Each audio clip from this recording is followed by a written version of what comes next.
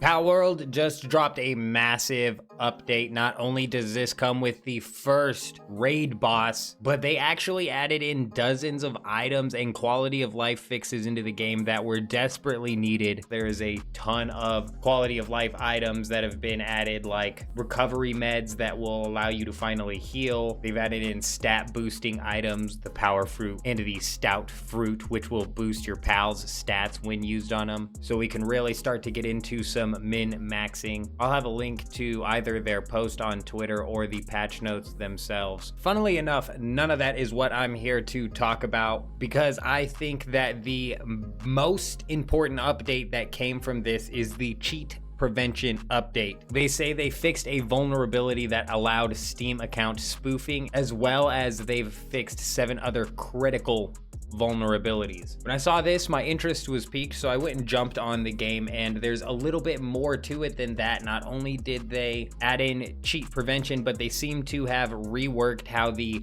official servers work in the first place. I actually want to talk about some of the extra changes that they made to the official servers, which may possibly end up helping with the cheater problem, as well as whatever vulnerabilities they may have addressed. All right, so one of the very first things that you're gonna notice here is the way that you can sort these servers. It's no longer by days active or players. It's now by registration, days ascending, descending, and then players ascending and descending. And we were on this almost immediately after the update went live. When we finally got a day 2 pop up, it was on the registration sort, and we were greeted with this pop-up that says, the official servers are currently being operated on a trial basis.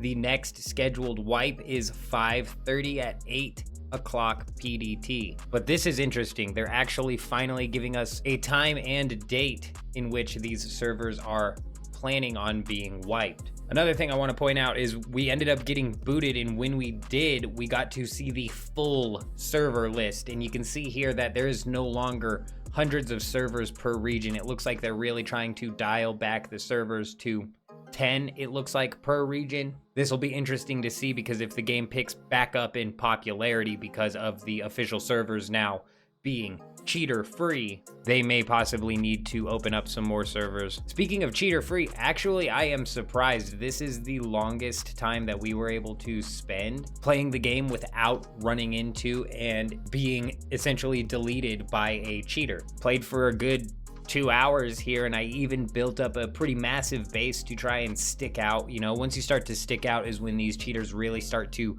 target you, but I didn't have anything happen. So this definitely gives me some high hopes for the future of Palworld. I will definitely be checking on this server for the next month or so leading into the next wipe to see if their measures that they've put in to stop these cheaters have actually worked. Let me know down in the comments if you guys are still playing Palworld, or if you're going to jump back on and give the official servers a try. Let me know down in the comments if you plan on taking out the new raid boss. But that's all the information that I wanted to go over in this video. I hope you guys all have an amazing day.